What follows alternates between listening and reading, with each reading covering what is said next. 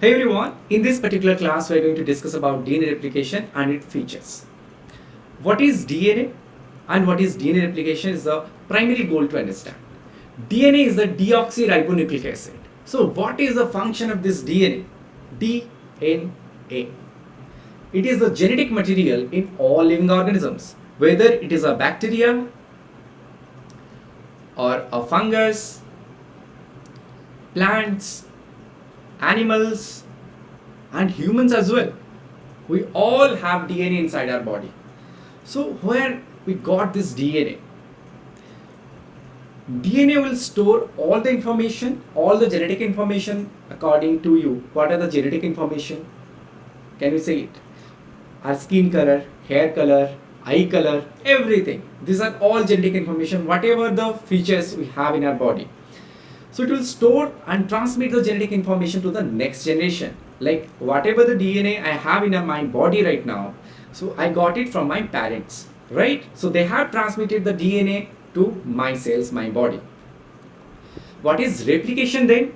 Replication is the formation of replica. See, I'm making a DNA and I'll make another DNA. We'll having the same information. So this is the process of DNA replication. Like we do the copy paste in a Word file, isn't it?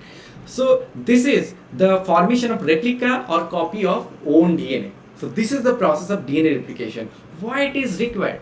Because one cell have some limited time of growth and all the functions. It will double. So during the process of doubling, the DNA is also going to double, right? So to save the lineage, to save the cell lineage, DNA need to replicate. What are the complementary base pairing we found over here? So A will bind to double bond with T and G will bind to with triple hydrogen bond with C. So these are all hydrogen bonds. These are the all nitrogenous bases. Let us see the features of DNA replication. It is semi-conservative, bidirectional and semi-discontinuous. What is semi-conservative? So DNA replicates semi-conservatively, and this process, this experimental proof was given by Matthew Michelson and Franklin Stull in 1958. Is a very beautiful experiment which is conducted using organism E. coli, Escherichia coli, which is a bacteria. Taylor and colleagues in the same year also demonstrated this process in a plant, Bacea fava. Okay, so the Michelson and Stull using the bacteria, the lower organism, but Taylor and colleagues using plants, which is a higher organism. Okay, so what they found? What is exactly the semi-conservative? You can see, guys, these are the strands which is 3 to 5 dash orientation. Another one is 5 dash to 3 dash orientation, right? And these are the bases. I have already explained about these bases and they are bonding. You can see this black 3 dash to 5 dash orientation bond is here. The strand is here, and this is an old strand, you can say, isn't it? And the another strand is here, old strand. Suppose this is one cell, and this one cell is going to divide into two cells, isn't it? So here is an old strand, and you can see there is a new strand, and the base pairing is complementary, and it is known as complementary base pairing because A is going to bind with T, G is going to bind with C. You can see the same DNA is formed 2 times. DNA is going to double, and it is in a semi-conservative manner. Half of the old information is stored and half of the new information is being made. Clear? Next, bidirectional. So the DNA polymerase, which is the enzyme which will form the DNA, which is replicate the DNA, it will move only in 5 dash to 3 dash direction. It can synthesize only in this direction. So we have our DNA 5 dash to 3 dash and 3 dash to 5 dash. Okay, so the new strand, if at all a new strand will form, so the new strand will be formed in which direction? In this direction only, 5 dash to 3 dash direction.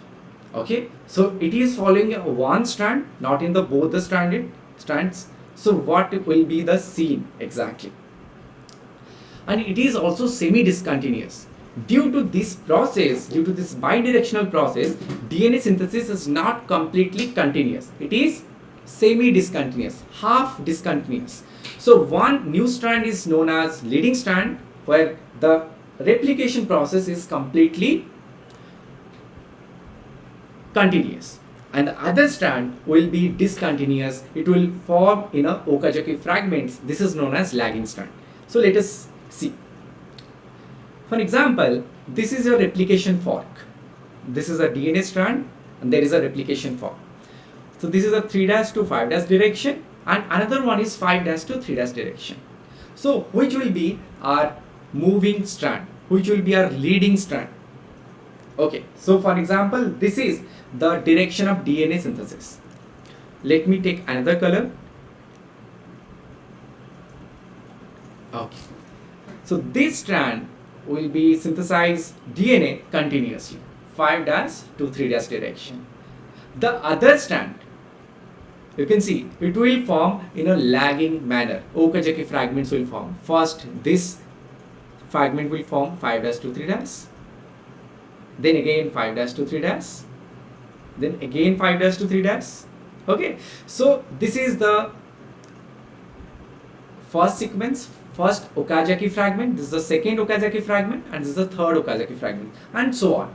So that's why it is bidirectional. You can see the direction is on both the sides, and you can see it is not continuous, isn't it?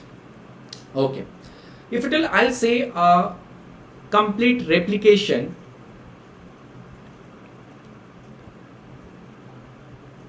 fork. Okay, so we have already discussed about replication fork. It is called as replication fork. Let us discuss about the replication bubble. Then we can get the complete information about this particular bidirection. Okay. So there is unwinding of DNA in this portion. And for example, let's say this is the origin where the DNA replication will start. Okay. So what would be the direction? Okay. See, if at all we'll say this is the 3' to 5' end and it is another 5' to 3' end.